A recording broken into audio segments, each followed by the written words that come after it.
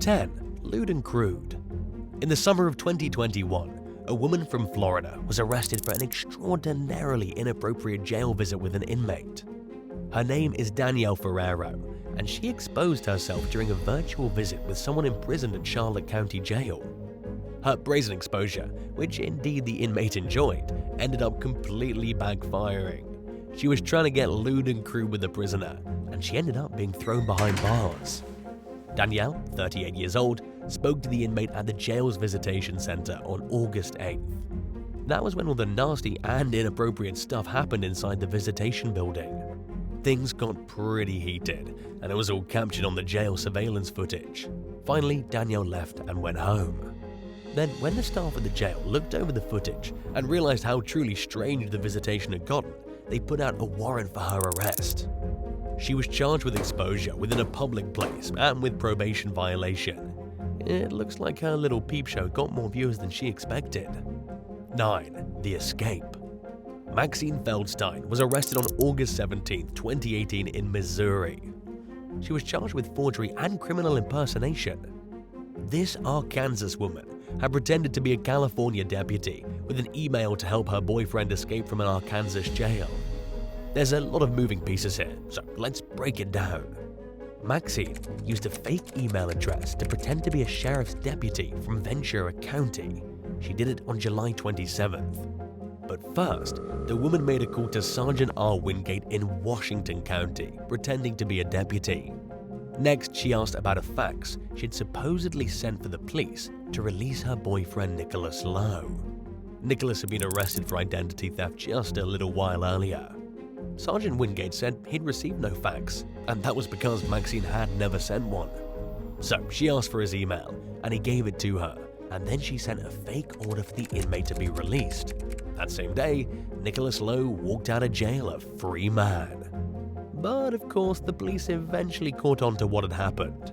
The cops were embarrassed that they'd been duped so easily, and they hunted the pair down and charged both of the criminals for escaping from prison. Even though technically, it was the police who let Nicholas out the front door all on their own. Do you think this would have worked if the couple had planned it better? 8. Impregnating the guards. Tavon Bulldog White was a major player in the Baltimore crime scene. He was such a big deal in the gang community that he operated a massive smuggling conspiracy while inside of the prison. Not only was he the architect of a drug and cell phone smuggling operation, but he was also living it up behind bars like a king. White was the leader of a gang called the Black Gorilla Family. He oversaw all the contraband smuggling coming into the Baltimore City Detention Center. What was interesting about the case was that 44 people ended up being indicted, 27 of them corrections officers. Inmates, kitchen workers, and jail guards were all involved with racketeering.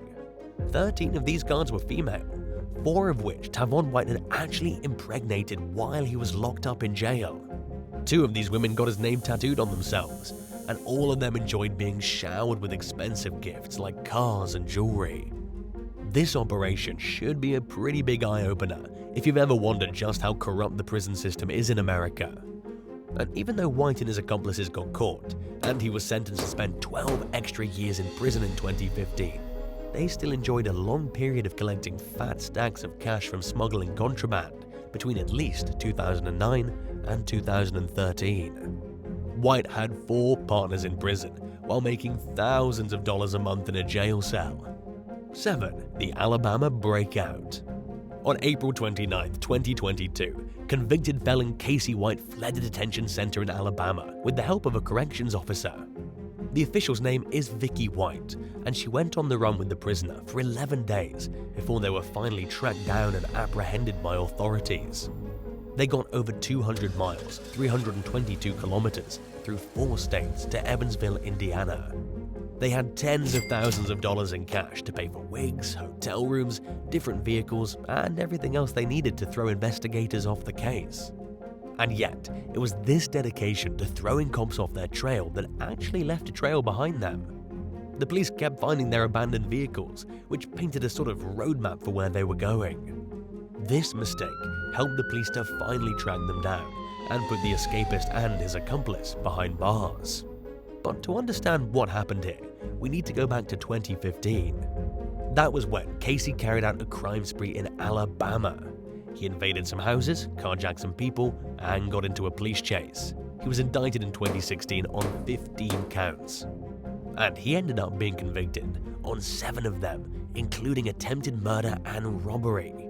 In 2019, he was sentenced to 75 years. While Casey was serving his sentence in Jefferson County, he confessed to stabbing Connie Ridgway to death in 2015. He was charged with 2 counts of capital murder and brought to a detention center to be arraigned. That was when he came into contact with Vicky White. Casey and Vicky formed an extraordinary bond. They got into a special relationship and they began developing a plan to escape. Vicky sold her house, moved in with her mother, and planned to use all the cash for their daring run from the law. But unfortunately for the two of them, they didn't plan it out well enough. They were nabbed after only 11 days on the run, with roughly $100,000 left to burn. 6. Caught on camera. On January 2nd, 2019, a married corrections officer was busted for getting intimate with some prisoners in Texas. This woman is Sinead Nicole Hagan, and she was caught red-handed on camera having personal relations with 2 men, not at the same time, but on different occasions. Sinead was 27 years old, married to a soldier, and had 2 children. She was working as a corrections officer in Hopkins County. One of the other staff at the jail realized allegations she'd been getting busy with one of the inmates, and so they went and checked the old footage. Sure enough, there she was on tape in the act. She was arrested, released on bond, and then arrested yet again when video footage was found of another incident with a different prisoner. Sinead was then held in the Hopkins County Jail on a bond of $20,000, which apparently she couldn't pay. 5. Beat with a microwave. On September 23, 2021, one of the most harrowing incidents of prison violence was captured on video. A group of inmates at a New Jersey lockup were caught beating on an incarcerated man. They beat this guy with a broomstick, threw a microwave at his head once he was unconscious, and left him fighting for his life in a coma. The victim's name is J. Sean Boyd, and he was 22 years old when he was beaten at the Essex County Correctional Facility in Newark. 6 other inmates ganged up on him, punched and kicked him until he was knocked unconscious. Then the real beating started once he was lying incapacitated on the floor. The inmates came back, beat him in the head with a mop bucket, drenched him in toxic cleaning solution, and dropped a microwave on his skull like an anvil.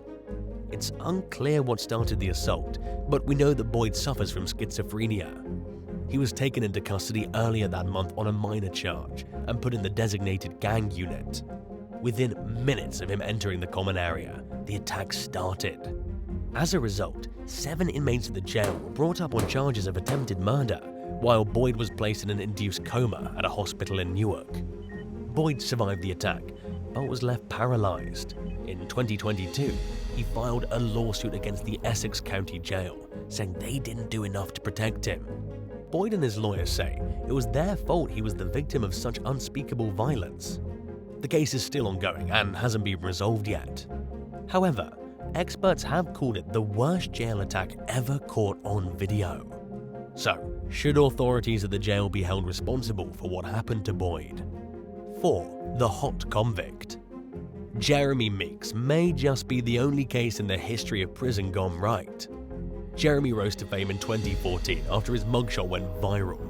He was called the Hot Convict, a jailbird with looks so unbelievable he turned into a model and is now expecting to have a baby with a British heiress. This guy went from being stuffed in a prison cell to hanging out on yachts in Turkey with some of the most influential people in the world, all because of one mugshot. Jeremy was arrested in 2014 in California because he was a member of the Crip Street gang. The police even thought he was good looking enough to post his mugshot on Facebook. He was convicted on several federal charges, including possession of a firearm and grand theft. When he was released in 2016, he immediately began modeling. Since then, his life has been a lot better than it used to be. He appeared in a music video in 2018 in Moscow. Jeremy made his film debut in 2020 on Bet+. He even divorced his wife, who he'd been married to back when he was a gangster.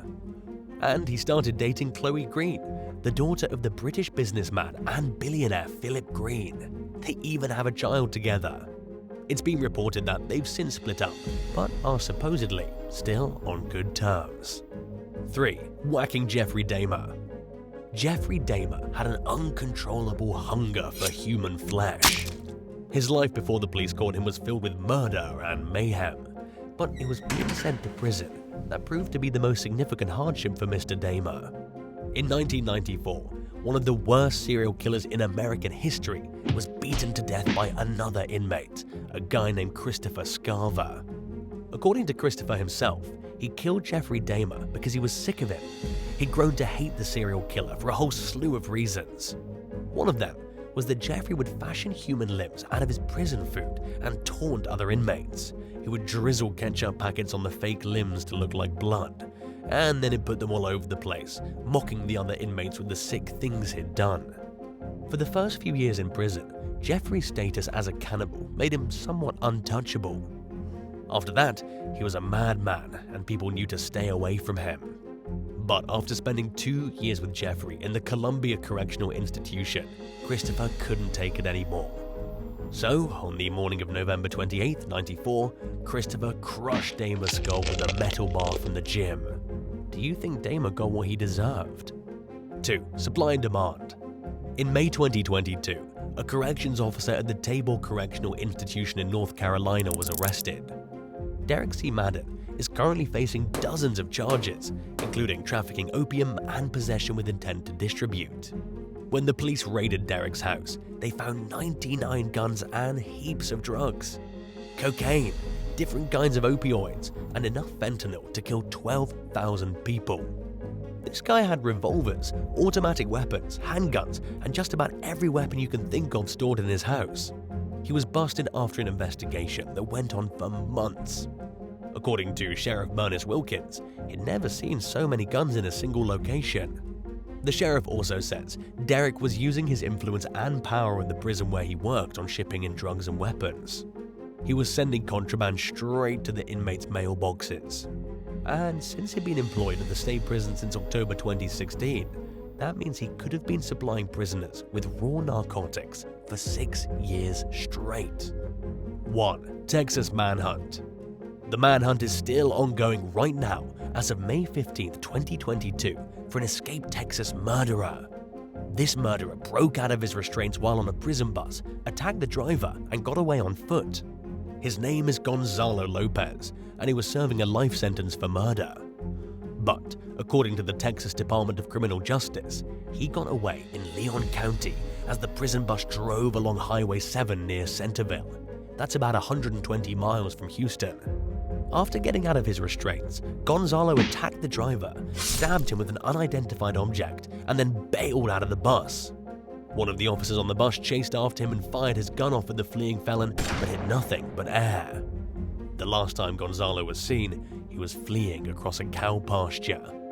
Police say he should be considered extremely dangerous and possibly armed. After all, he was locked up in the first place for killing a man with a pickaxe. Let's hope they catch this monster soon. Would you rather share a cell with a deranged serial killer or a notorious drug lord? Let me know which sounds worse, and be sure to hit that subscribe button if you haven't already. Thanks for watching, and I'll be sure to see you again soon for another shocking video.